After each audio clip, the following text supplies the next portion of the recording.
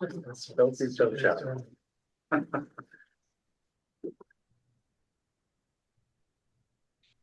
That is. Wow.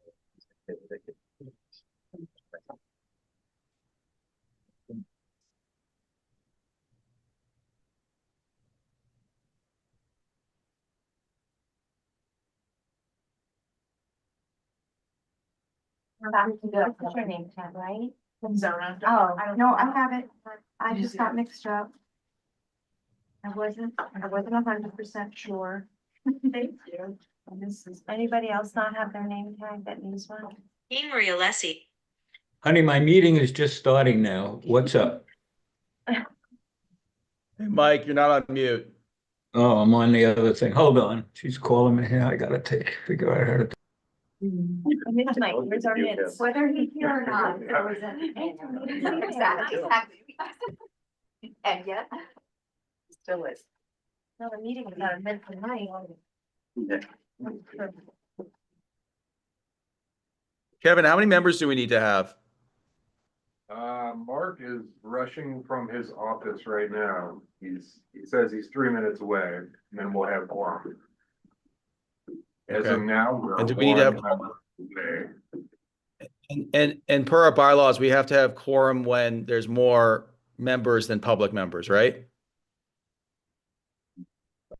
I don't think there's a distinction. No? Not committee level. It's just committee no members. distinction. Quorum is quorum. Okay. I could go ahead and get started. We only need quorum effectively for the votes. I thought our bylaws, I think you have to have a majority of actual members, not public members, but maybe I'm wrong. I'm looking at the wrong. But that's definitely not the case, because Not we for even know committees. there's quorum in that. My time's like that.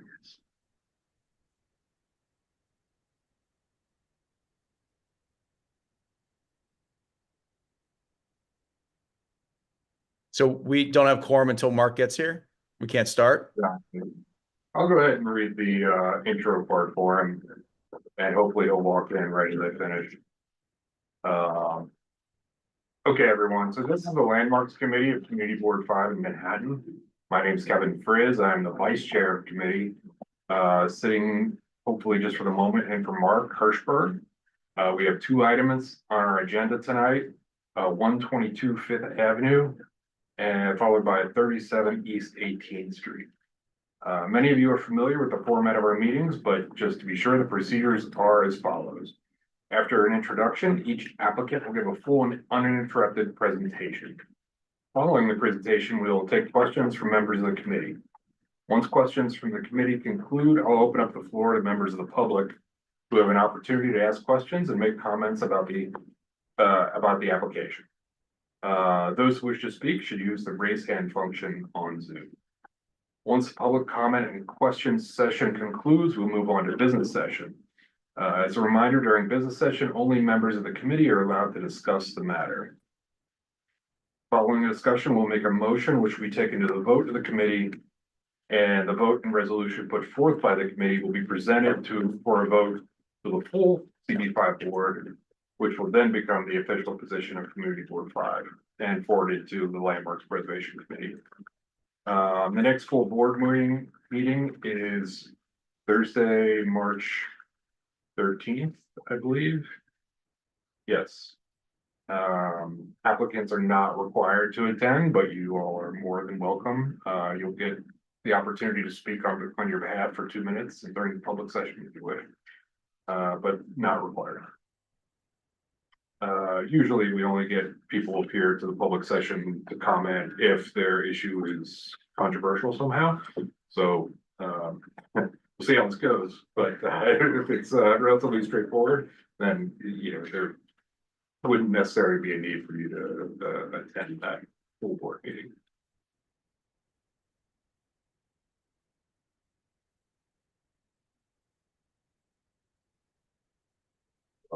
Fortunately, Mark did not hit my target, but why don't we go ahead and get started?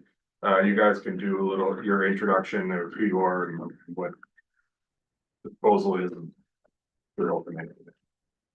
Are we using 122 Fifth? Yes, sorry, 122 for that.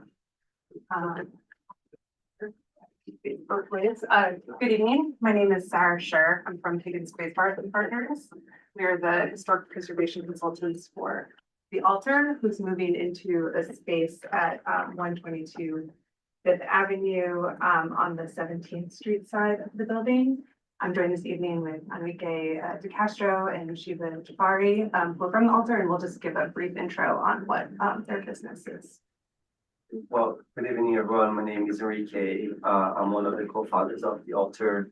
And The Altar is a new health club coming to Flatiron. So we rented the 122 Fifth Avenue, have 6,400 square feet there. And in that space, we're going to create a place where you can have sauna, cold plunge, an IV room, where you can do different type of health optimization modalities. So either red light therapy, compression boots, hyperbaric chambers. So different things really focus on optimization, and the main goal is really to create a space where it's amenity not just for the building, but also for the district, where I think more and more we really understand the need of self-care and everything that we can do for ourselves in terms of getting more energy or gut health or sleeping better, etc. And I think the mission of the altar is to be that place.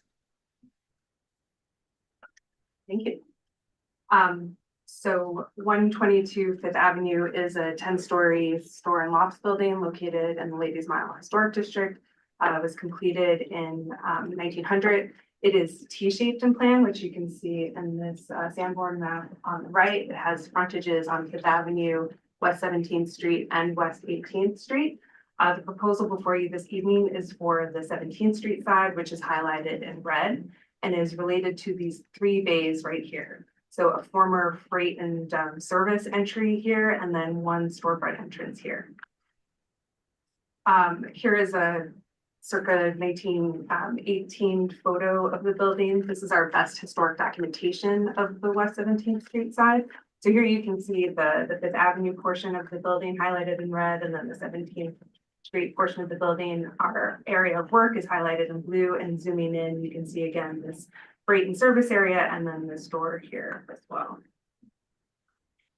So some of you may recall in 2021, we went before the Landmarks Preservation Commission for, well, not we, the owner went before the Landmarks Preservation Commission for an annex to the east of the West 17th Street facade, as well as a storefront and signage master plan.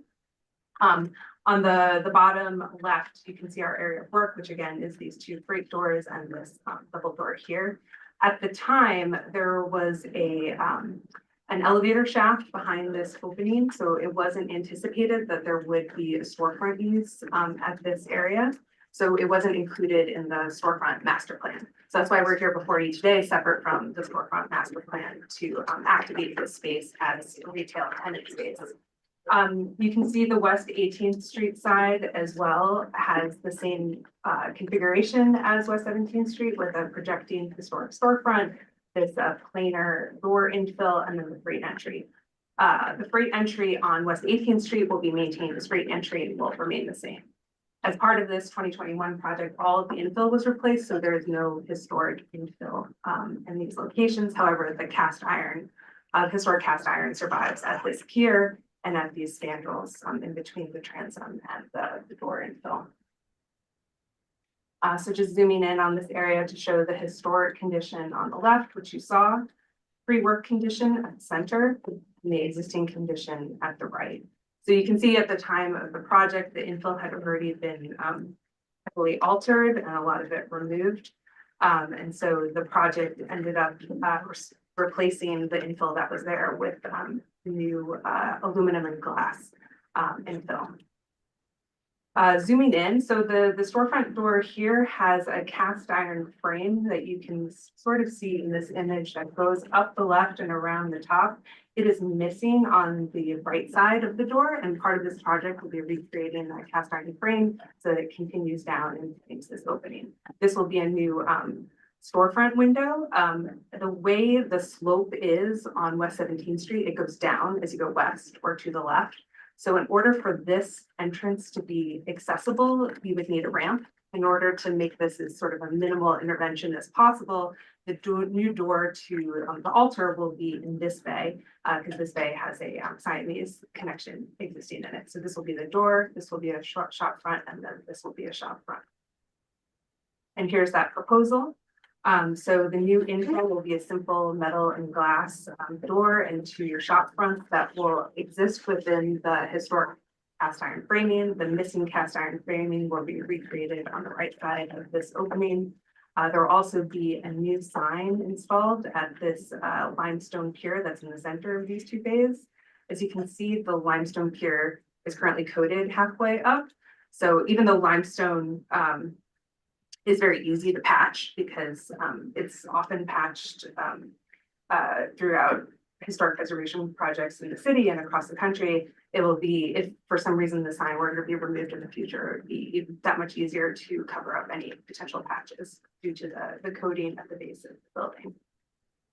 And then stepping away a little bit farther to the east on Fifth Avenue, looking down, this is a rendering of the project as well. It's harder to see the infill because it is quite set back from the facade of the building. It's about 3 feet set back.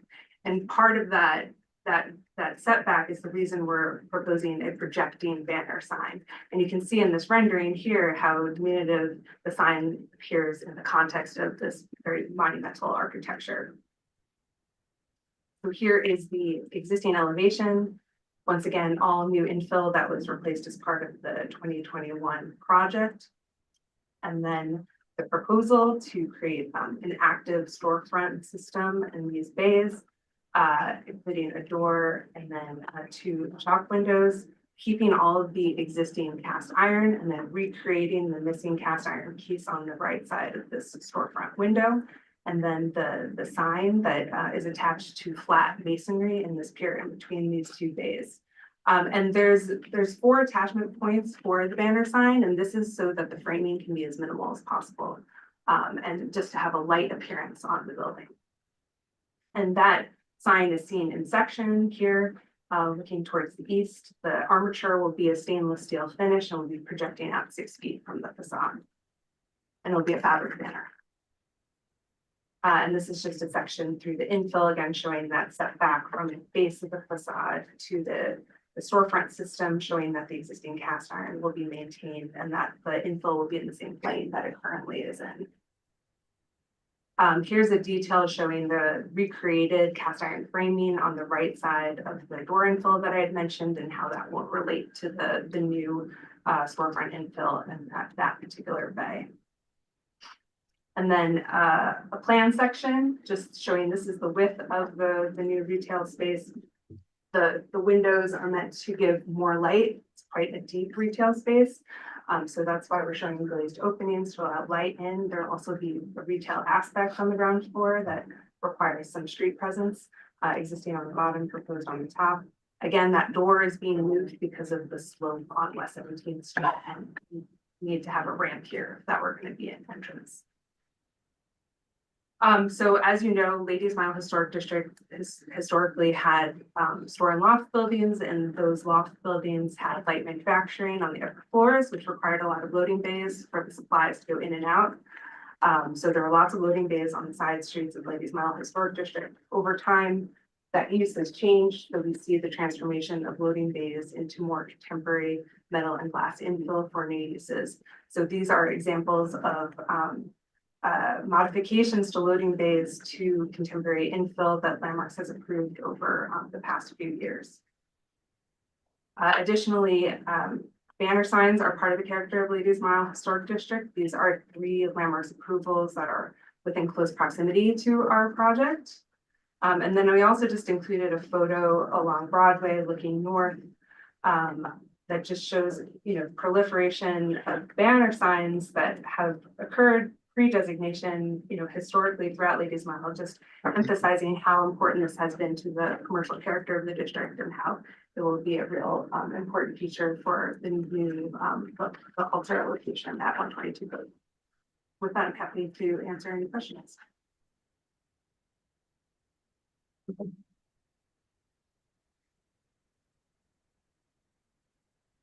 The metal structure where the new doors are going to be, Is that historic or that's something that's, where the new door is going to be, the metal structure dividing the window and the door, This is historic, that historic? and this is historic, and that's all staying.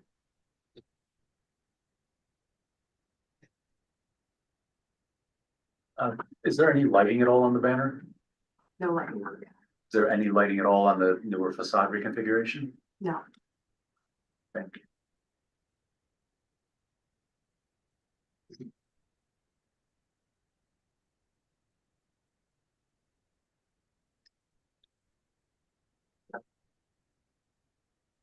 The record. That was no other questions. One, Yeah. the master plan that's in place, it doesn't account for any banner signs at all, like. Oh. No, it's just dimensional letter signage on the storefronts. There's no bracket signs or banner signs included in that. In this application, the banner sign is strictly for this space. It's not trying to amend the entire master plan. Right, because the other side where this would also apply is still freight entrance, so it won't be applied to the other side. This is really a unique position where it would be installed. Thank you.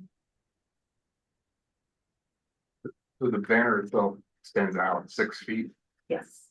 The armature is 6 feet in projection. The banner itself is 3'10" by 4.5. Gotcha. We've looked at other flags in the area, and one that a lot of people reference is the Equinox flags. Do you know offhand how far those go out? Please What? stay with 10 feet. It's much bigger. It was like 10 or 10. Yeah, okay. Yeah. The Microsoft. 10 feet they were.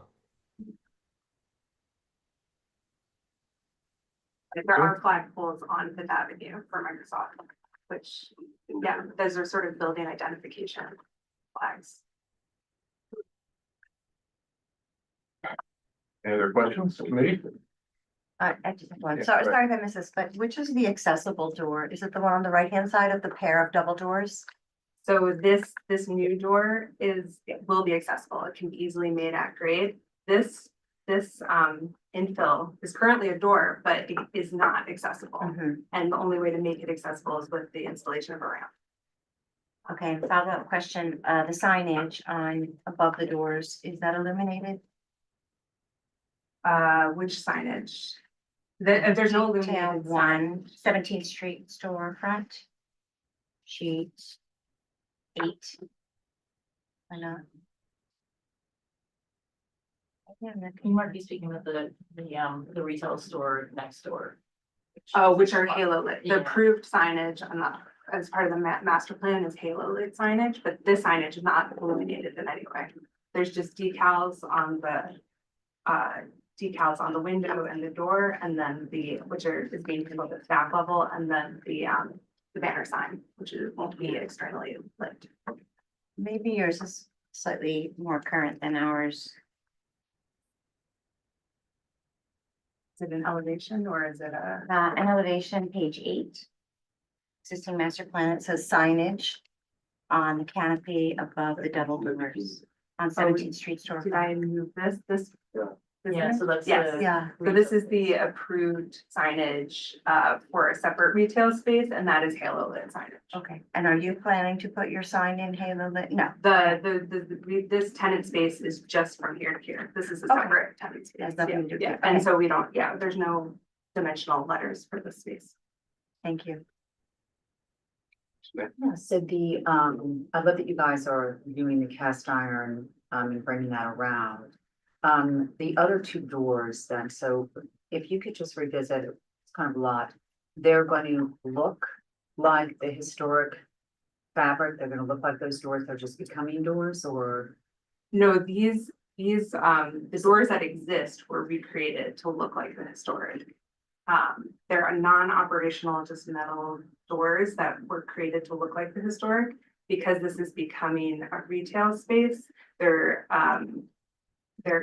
being proposed to be a glazed door, as you see in this rendering. So this is where those two panel doors were, these two right here.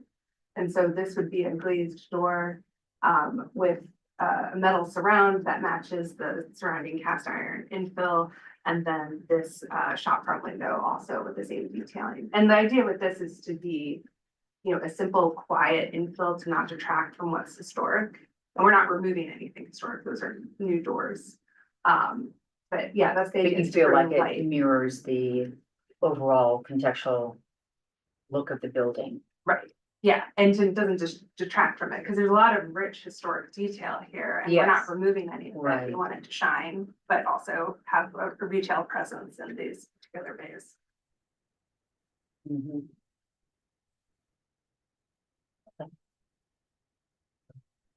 Now we'll move to questions. Oh, Just had Yeah, a question on go that. ahead.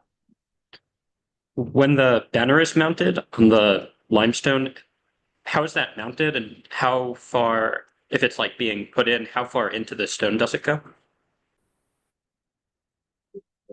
So we don't have the calculation number for that banner. What we know is that what we're discussing with the fabricated designers is that that would be the thinnest, most discreet way to put it without having any big type of attachment into the building. There are 4 attachment points, and that the idea of that is to minimize the bulkiness of the frame. By having those 4 attachment points, you can have a slender armature.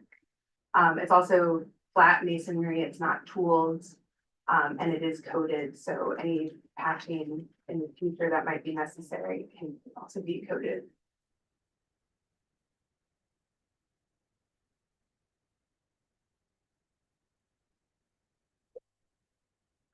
Now move to members of the public, and I don't see any online.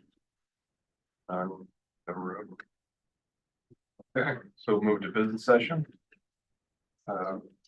It looks like there's a hand over there. Sorry. Attendees. Is that public?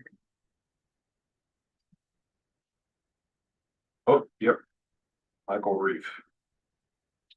Michael, you can unmute yourself. Thank you. Can you hear me? Yes. Great. My name is Michael Reef. I'm the president of the board at 17 West 17th Street, so just down the block from this location. I'm very supportive of the business and wanting to go into that space. I should just note that there is no signage on the block of any of the other stores, and so if the committee would allow this kind of signage, it should be prepared to change the entire feature or the way the street looks. There are many businesses on the street. None of them have signage that sticks out from the building in this manner. There are some very small rectangular or circular little signs attached to the building to identify a business, which is typical on Fifth Avenue and typical on many streets. I would have thought that the banner would be more in keeping with those designs throughout the Ladies Mile Historic District, as opposed to a giant banner like this, which is sort of like Paragon or Equinox. The street just doesn't have any of this kind of signage in its current state. So I think if you start this, if the committee approves this kind of banner, I would not be surprised that it will change the nature of the businesses wanting to do similar kind of signages throughout the rest of the block. There's no signage like this on the block at all. Thank you very much.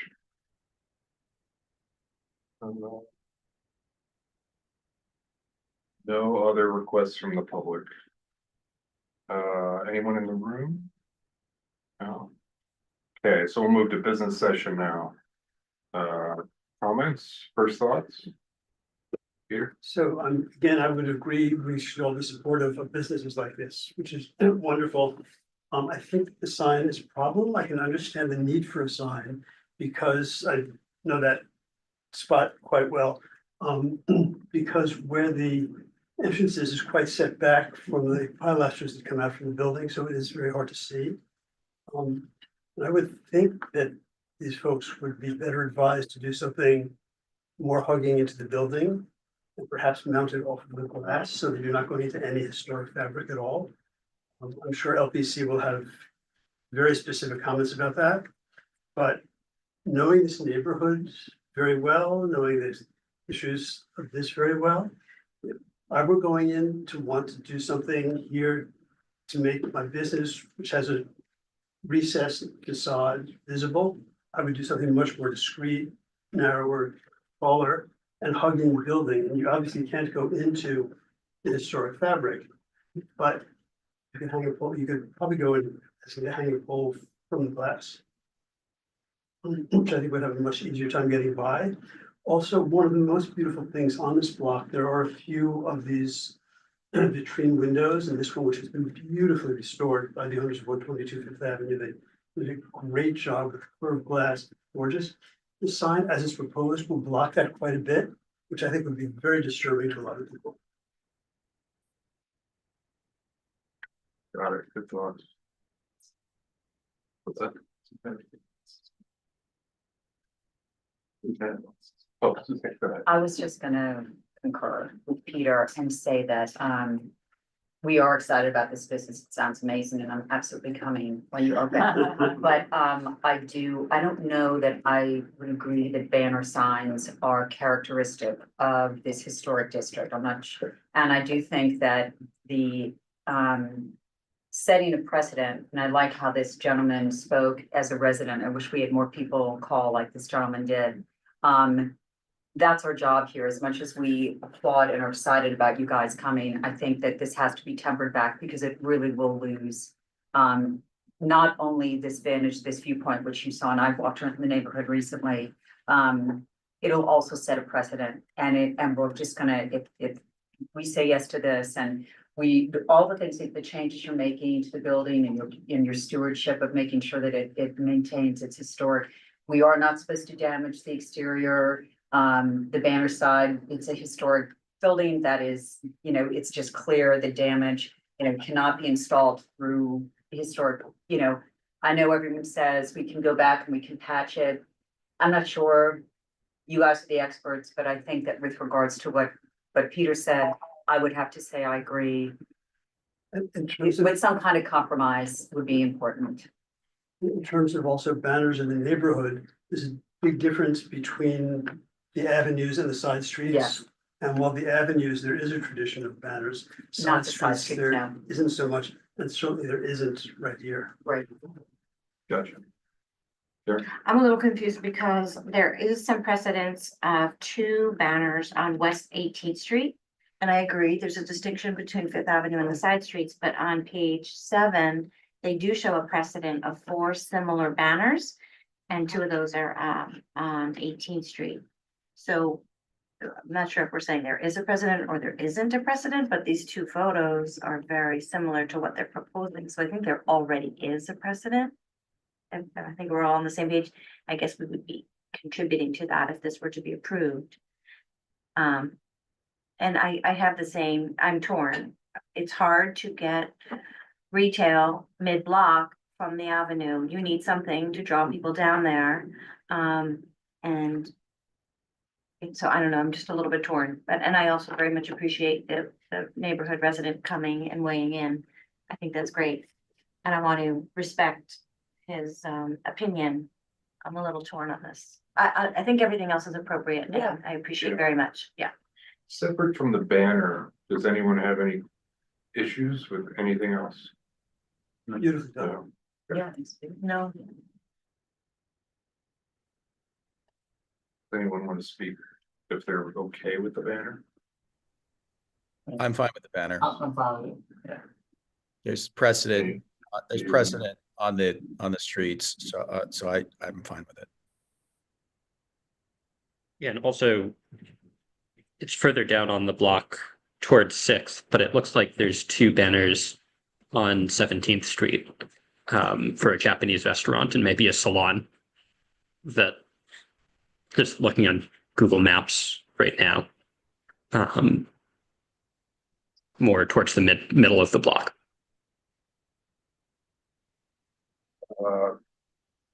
Peter and Suzanne, is this a deal breaker for you guys, or how are you thinking about it? I might think of a proposal where we move with the recommendation that the banner be more discreet for the building.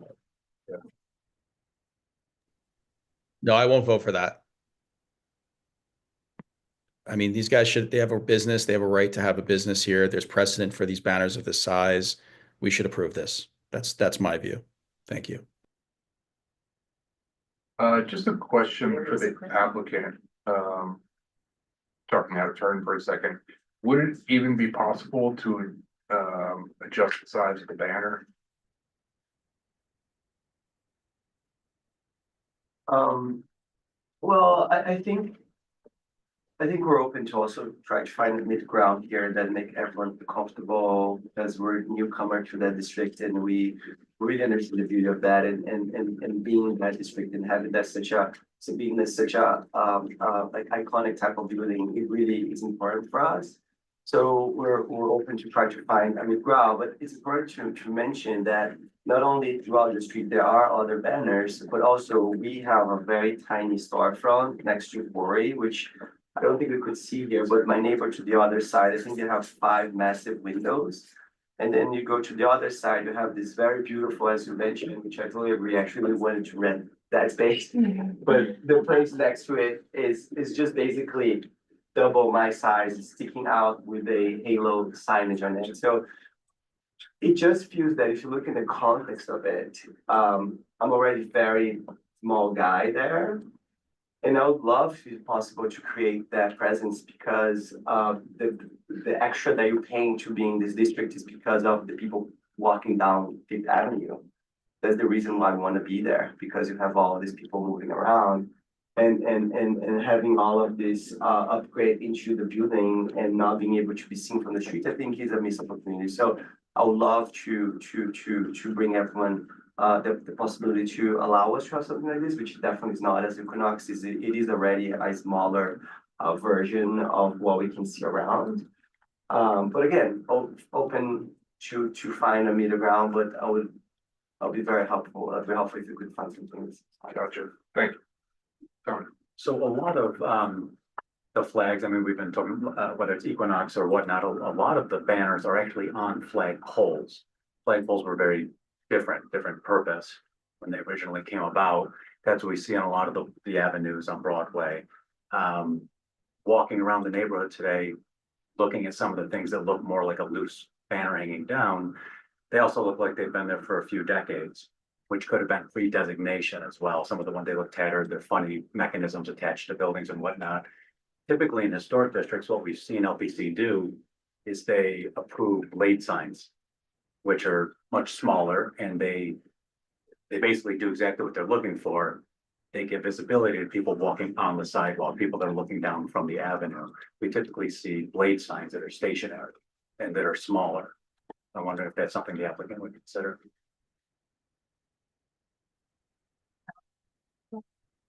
Yeah. It's a good question, Yeah. but the issue with the blade sign here is that depth issue of having something that connects to the storefront infill that needs to project out beyond the pier, and what code allows for a blade sign versus what it allows for a banner sign. There's less of a dimensional flexibility from a zoning perspective, because zoning regulates signage size. So the blade just doesn't work from a DOB perspective because of that depth issue of projecting out. Depending on what it's mounted on, of course. Other thoughts? Zone? Steve. I think I've been like convinced that there already are existing banners on 17th Street that would be good to give visibility to the store. That's like, first of all, smaller footprint setback and not off point.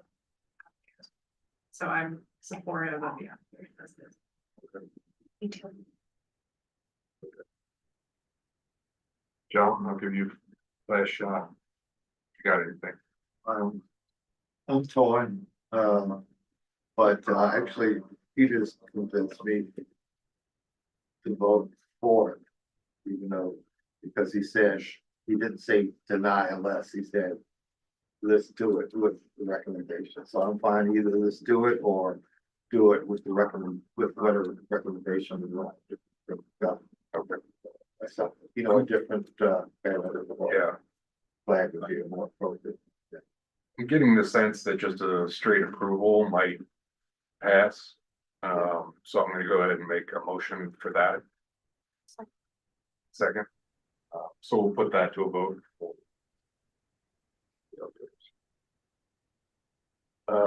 Mark? Yes. I'm a yes. Morris? Yes. Chuck? Yes. Mike Quebec? Yes. Milan, absent. Neil? Yes. Dave? Yes. Sachi's absent. Justine? Yes. Zona? Yes. Suzanne? I'm gonna stick with the no. Sorry, guys.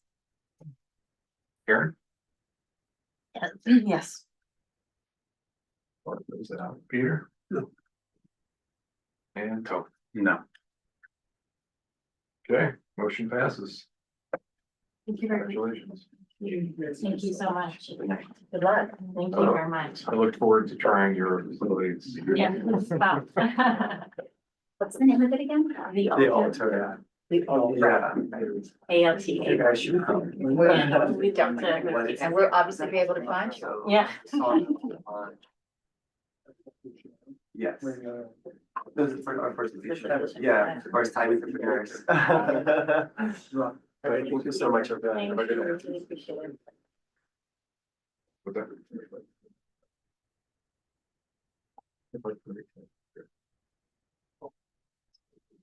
Wellness. Okay, yeah. Wellness.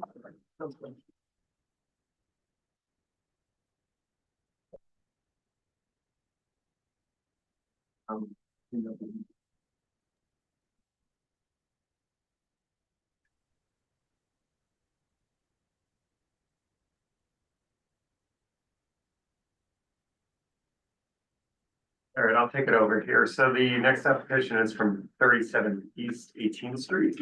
And the applicant has the floor.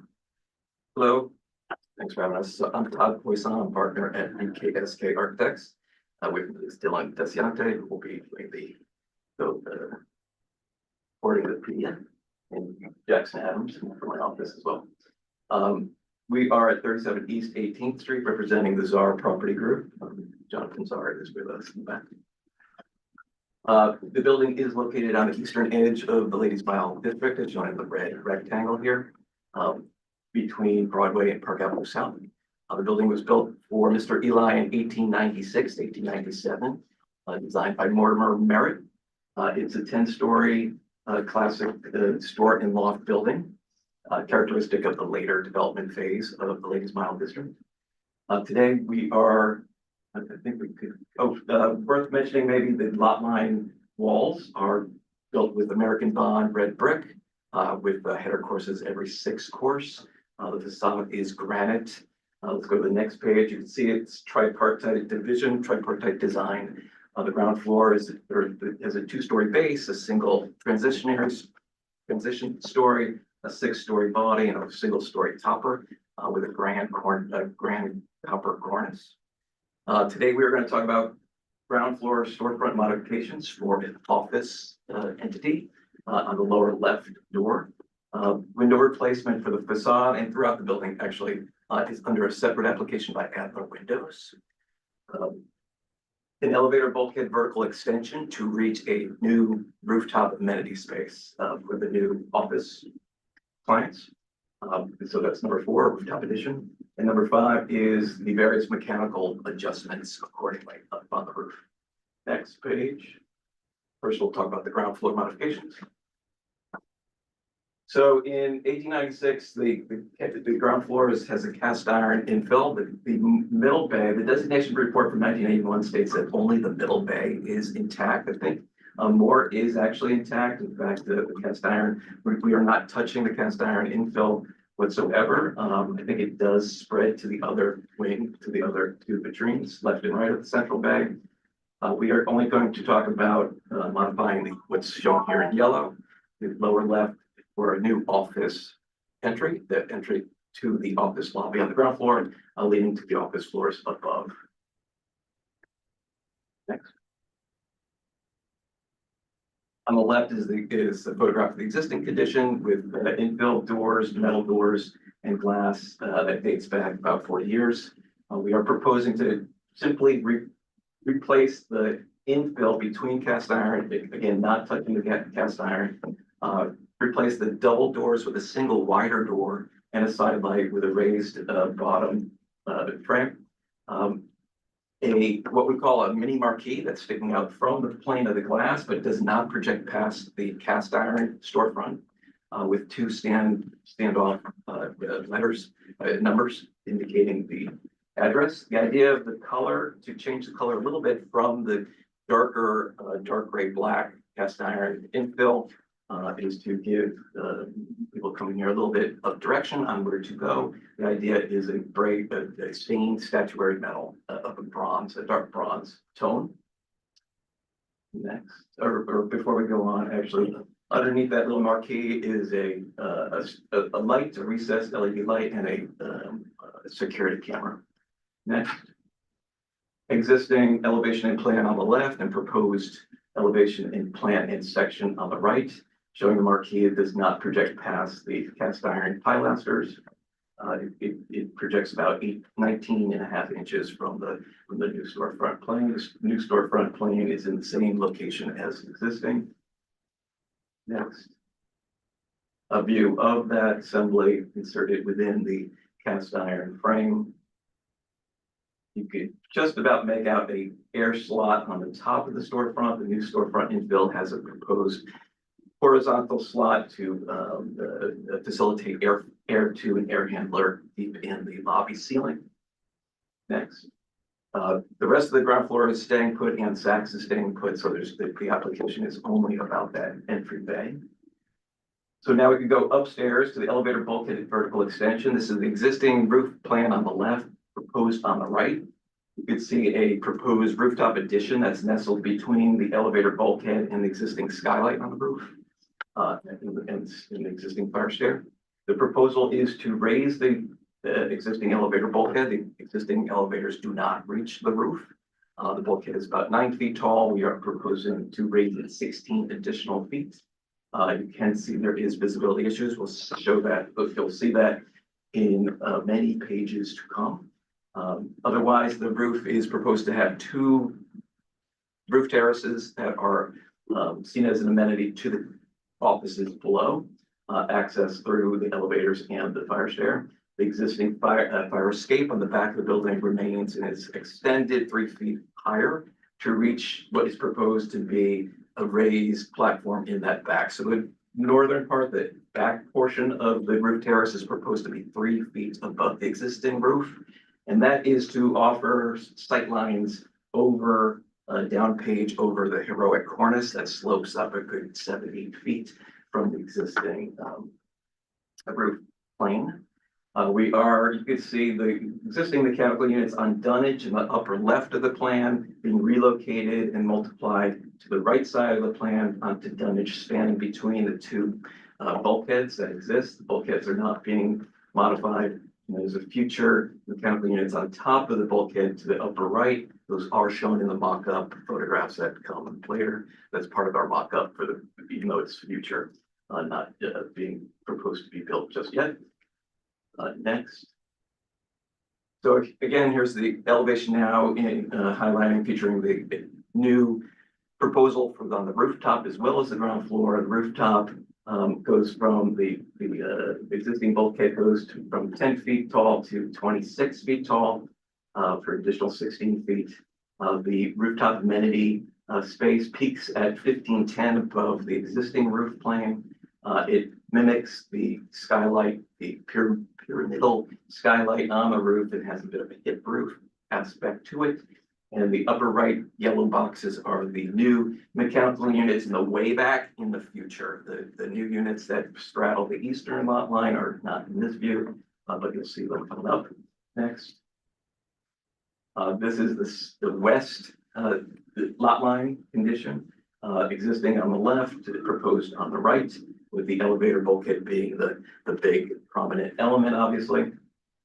Infilling the gaps, the kind of sawtooth gaps of the profile of that existing parapet with new brick to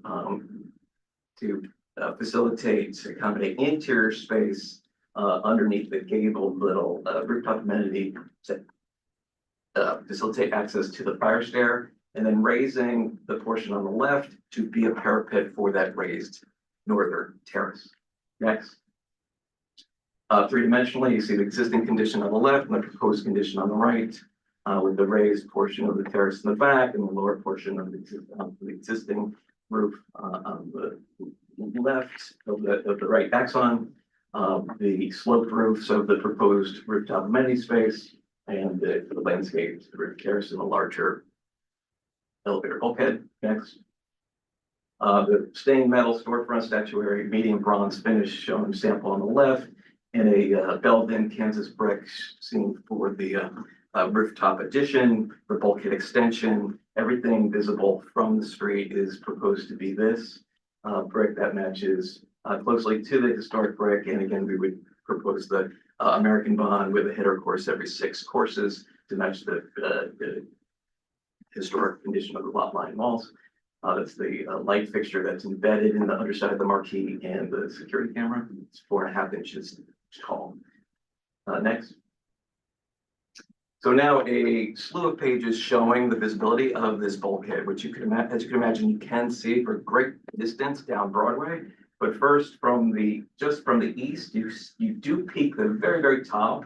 These are photographs from the mock-up that we just took today and put into tonight's presentation. So I don't think the one you might be looking at has the mock-up photographs, but the mock-up photographs are in here. So we're pointing out in the middle photographs, you do see a tiny bit of the mechanical top of it peeking over the tall parapet on the eastern lot line.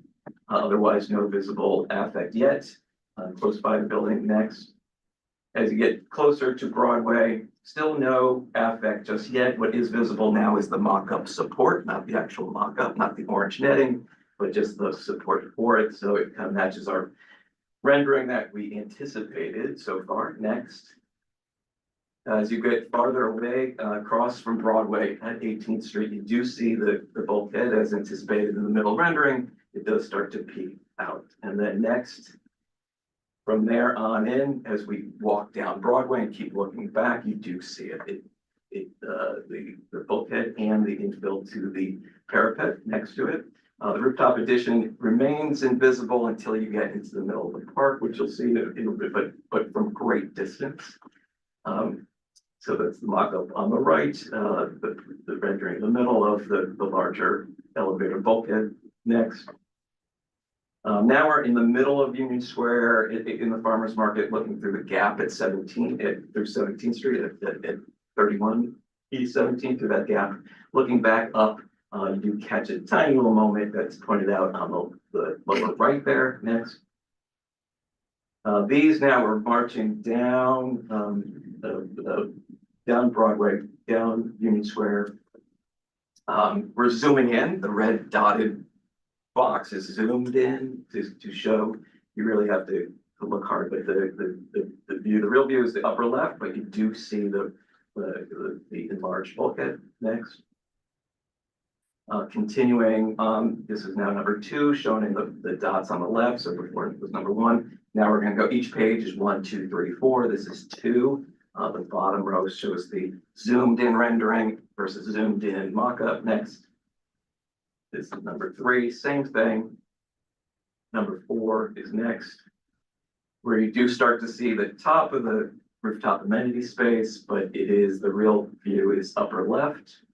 But we're zooming in just to clarify exactly what you're looking at there. Next, we did show this to staff at Landmarks, and they encouraged us, as we always do, to show the public spaces, including Union Square, You do start to peek at it through some tree branches from number one. You can see a peek in there, pointed out in the note. Next.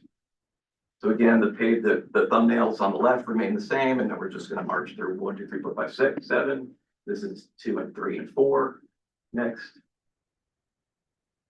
5 and 6, you don't see the number 7, you do. You can see it pointed out in the lower right, way in the distance. Next. And then maybe a record for our office, you can see something more than half a mile away. The upper left is the real view. The dotted red is the zoom in, and then below that is the mock-up where you see that what's indicated, and the lower left, the red outlined rooftop proposal. Next. And again, even further now on to NYU Schwartz's Plaza. Next. Ladies Mile is there is a traditional characteristic of Ladies Mile of a variety of profiles to those lot line walls, including grand bulkheads, elevator bulkheads, stair bulkheads, chimneys, etc. So we just collected 2 pages worth. We could probably build many more pages, but these kind of march around the district, and we feel we are being within this kind of tradition of large utilitarian bulkhead rooftop profiles, especially on the lower right. There is a clause in the LPC guidelines that allow for a district with underlying manufacturing use, historic manufacturing use, to have more than just minimally visible bulkheads at staff level, but we are advised that this is still a public hearing issue because the existing elevators don't go to the roof. So the proposal is to bring the elevators to the roof, thus getting out of that caveat that for staff level review for this bulkhead. Next is simply the mock-up drawing. That's what was constructed in the photographs you've seen. Next are just the plans. You can go through the plans. Next couple pages of 2 plans, 2 pages of plans for the office renovation, the rooftop that you saw already, and then the last page is proposals to the hidden elevations, the ones that are less visible. The east on the right that you do see through that gap that we saw early, and then the rear elevation with the fire escape being extended to the roof as mentioned. And that's it. Thank you for that detailed presentation. I'll open up to members of the committee to share their thoughts. Suzanne? Where does the elevator end?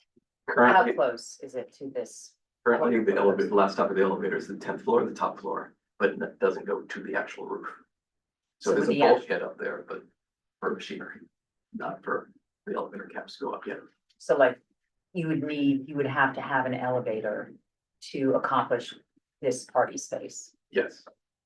For ADA access to the top. Can I ask a second question? The height, given it's a historic district and obviously you know a lot about this. But I thought that there was a 1-story minimum or like an 11-foot, like where did you come up with? Was it 16 or the something 16 additional feet? feet. Yeah, That's straight seems from our- higher than I thought what the policy was. Don't know the policy, the On the numbers. landmarks. The number is straight from our elevator consultant. It is what we see for minimum distance from your last floor that the elevator is going to. You need 22 feet to the underside of the hoist beam and then the construction for your roof.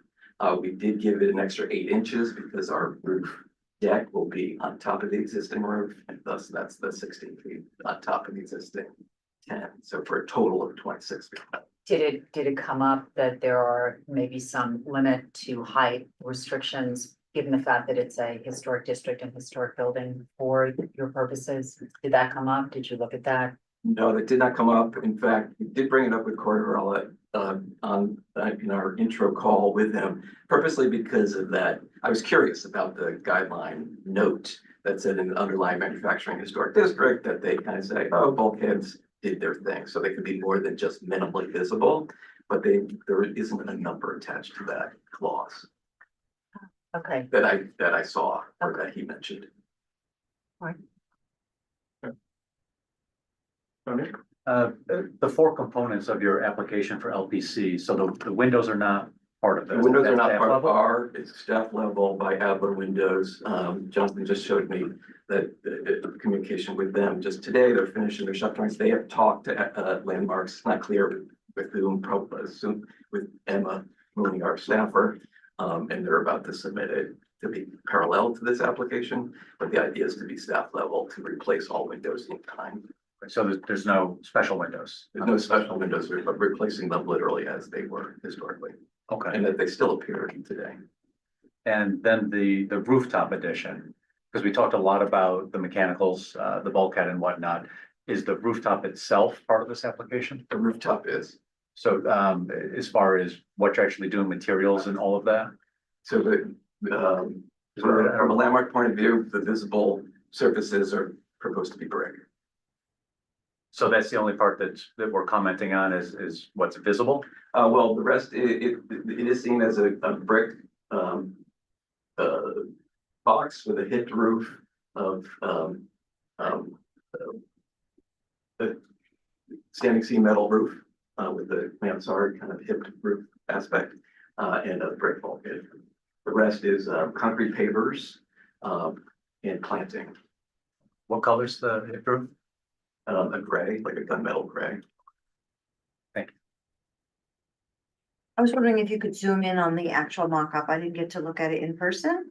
If possible, can we take a look at, Sure. is it orange mesh Yeah, from this? let's zoom into that upper right one, for example.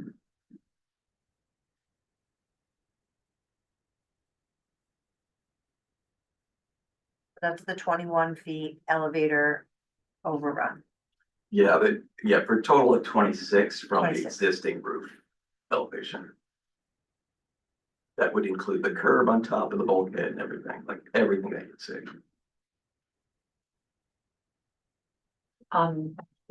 do you find that the height, you were saying that there's a lot going on in terms of, extensions like this, and so do you think that it's congruent with what's going on, the height of this suggestion, with the surrounding buildings? Is that what you're saying? That's what I understood you saying, that you Yeah, think feel it's 21, compatible. I'm sorry? Yes, Yeah, and that the materials that you're using are compatible with the historic facade? Because I guess you've seen this from the facade, or you're mirroring the side of the building. The I side. wasn't, the Yeah, side. we're proposing to bring up the sidewall material, because that is what happens in the district more often than not, is that sidewall just continues and becomes those bulkheads.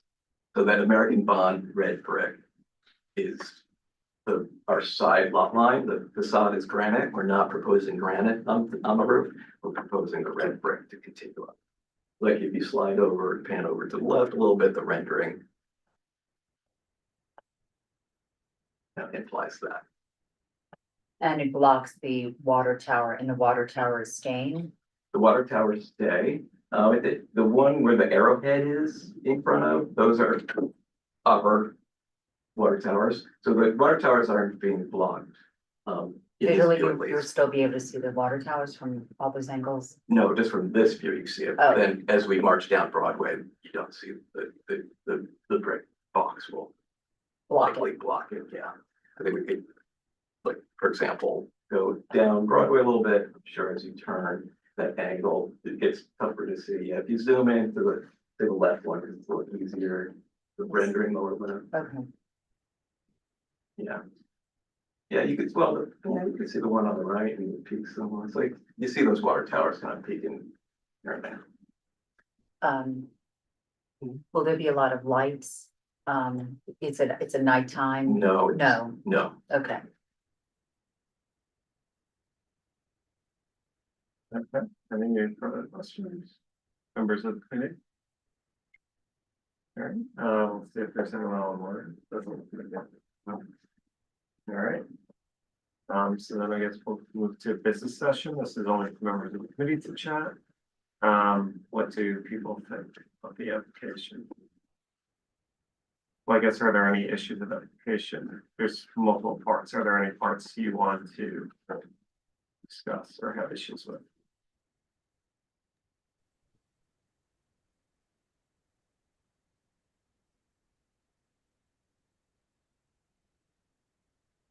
Just a comment, I mean, I think they have the unfortunate circumstance of being visible from far away. But the primary facade views from 18th Street itself, of course, nothing is really visible, right? 'Cause that's what we're really focusing on is visibility. It is quite visible further away, but it does become part of the skyline, you know, the neighborhood skyline. So, and as Suzanne was bringing up with lighting, doesn't seem to be a major issue, especially again, up close to the building and how is the building being perceived? Yeah, I mean, I just, you know, we don't love it. I mean, I don't love it, but I understand. I mean, it's minimally visible. It seems that they're making a choice of using compatible materials, although I think it's gonna look new. Have to look at things, I don't think it's gonna look. Yeah, I'm very torn on this because I love, you know, activating this building and it's important, you know, for this sector, you know, this whole area. And it's a fun idea, who doesn't like a rooftop, but it definitely changes. I don't know that I feel like the whole area is scattered with a lot of these additions. And so I do think it's going to be visible and it will change the construct of this building, sure, as a historic property. So I am a bit torn by that. And I thought that in the landmark laws that there were a height restriction. I thought given a building particularly built before 1900, that there was a level with which they were allowed to build. I think you're right. It's, I think district by district. For this district. Oh, for districts, no, I think. No. Corey agreed that it would have fallen under staff level had the elevators already gone to the roof. But they just don't, they stop at the 10th floor and only the bulkhead goes above. And the fact that the new use brings it to the roof, brings it to public hearing, because the idea there being the underlying, when historic districts underlying use was manufacturing, bulkheads are allowed to be more, elevator bulkheads are allowed to be more than minimally visible. But you're right, there is. Yeah, I think it's supposed to be one story. In some instances there are, but not, if I understand correctly, and with our conversation with Corey, because the nature of the Ladies Mile historic district during the period of development, the significant period was manufacturing.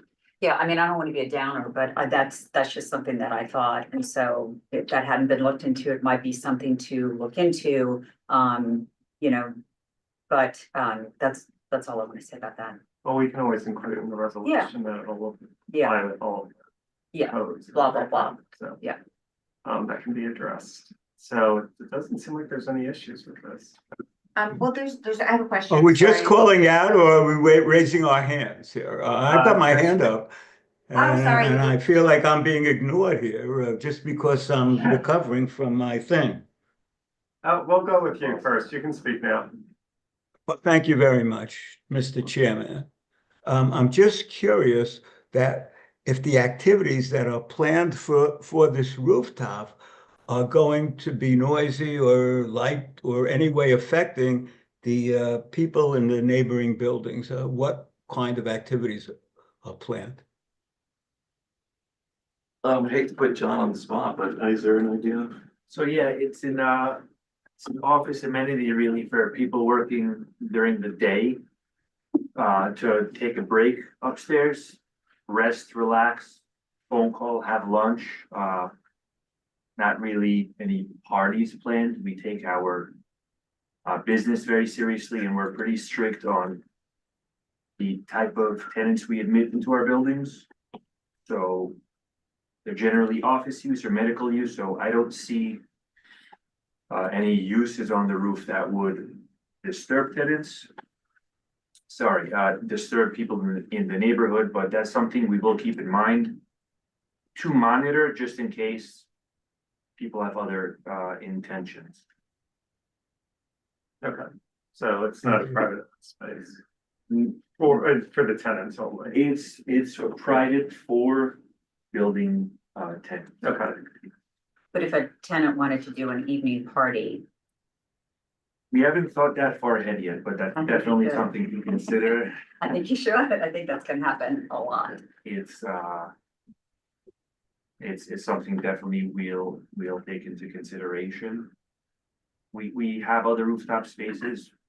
We haven't had requests for parties, maybe an after-work function, but if we're thinking of partying the same way with loud noise and lights, that's something we're not a fan of.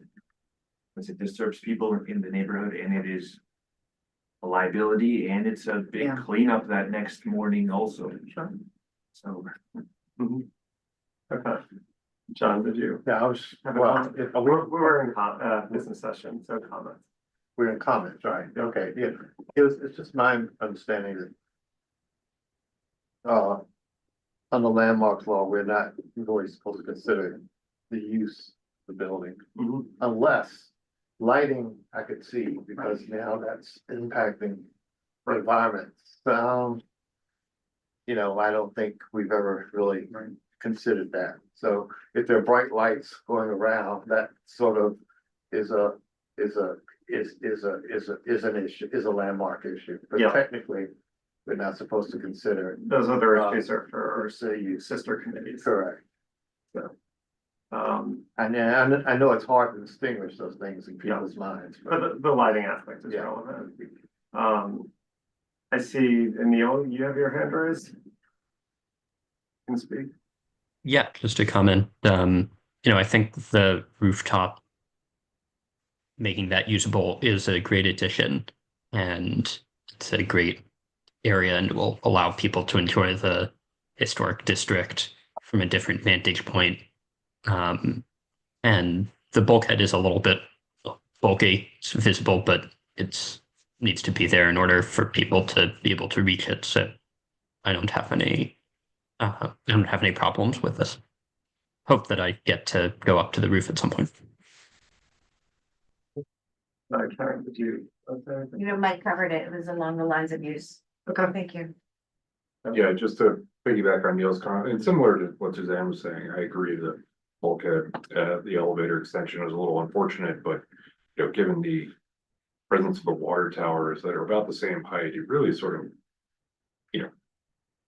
unless you're looking at it the exact most negative angle, it really kind of blends into the panorama. So I'm fine with it. Yeah. Just to give you some background too. For ADA issues, I think this committee long ago said that if there's a construction and it's done in part to prevent a lawsuit or to address a legal issue, that is within our purview, and therefore,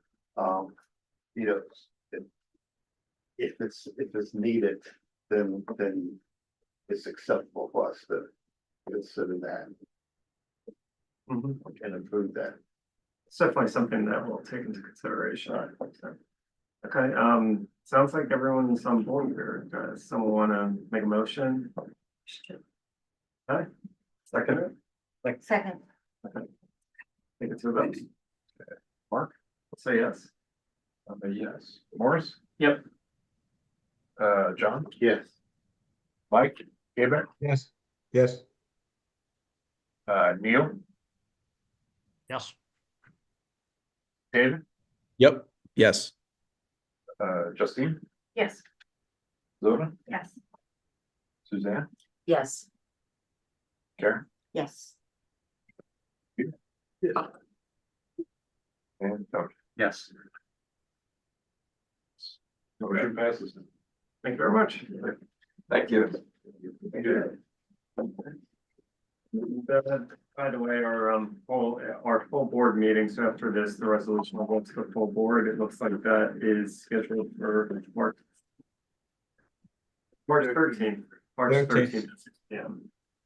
So you don't need to come then, but you can tune in on Zoom to see what's happening or YouTube. All right, thank you very much. Thank you. Thanks, guys. I think that's it. Yeah. Hey, I have a quick question. Yep.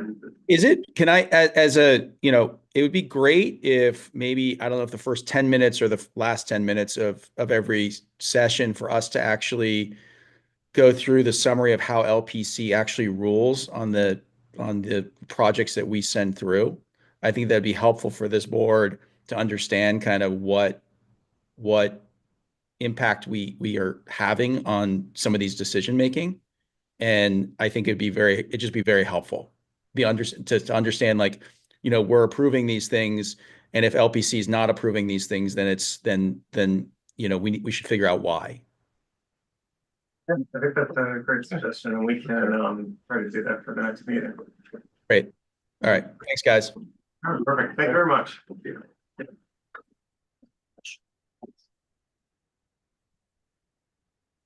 I know we're on with the first resolution, I'll send her the. So you have. I think it's like Friday stuff. Right, I get all for that. It's actually in the car. Very casual about it. But thank you. So it's the Friday before, so it's the 7th. Yeah. Friday, March 7th. But I mean, if you really need, you could. Sorry, so have that that means weekend. for parent time, Yeah. I couldn't hear that.